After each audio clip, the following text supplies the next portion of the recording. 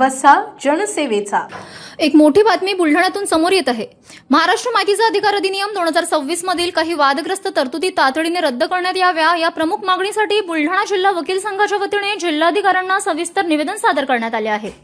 सामान्य प्रशासन विभागाने 12 जून 2026 रोजी प्रसिद्ध केलेल्या अधिसूचनेनुसार आरटीआय अपील प्रक्रियेदरम्यान वकिली व्यवसाय नसलेल्या कोणत्याही व्यक्तीला प्रतिनिधित्व करण्याची परवानगी देण्यात आली आहे।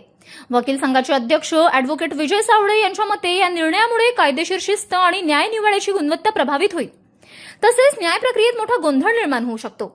माहितीचा अधिकार हा केवळ माहिती मिळवण्याचा कायदा नसून तो प्रशासनातील पारदर्शकता आणि सुशासनाचा मुख्य कणा आहे। त्यामुळे नागरिकांच्या न्याय मिळवण्याच्या हक्कावर गदा आणणाऱ्या या तरतुदी शासनाने त्वरित मागे घ्याव्यात अशी मागणी वकील संघाने केली आहे। जिल्हाधिकाऱ्यांनी हे निवेदन स्वीकारून ते शासनाकडे तात्काळ पाठवण्याचे आश्वासन दिले आहे। City news.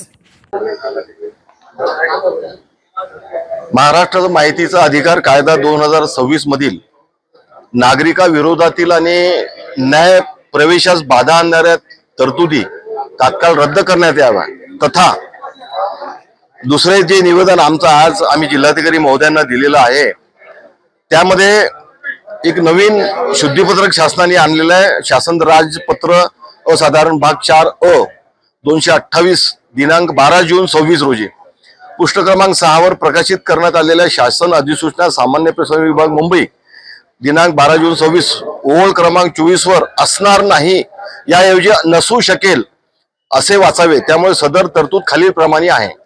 अपीलकर्त्यास किंवा यथास्थिती तक्रारदारास त्याचे मुद्दे मांडतेवेळी त्याकरिता तरतूद केलेल्या रीतीने अपीलाच्या प्रक्रियेत कोणत्याही व्यक्तीचे सहाय्य घेता येईल किंवा त्याचे प्रतिनिधित्व करणारी व्यक्ती ही विधी व्यवसायी नसू शकेल, हा एक मुद्दा।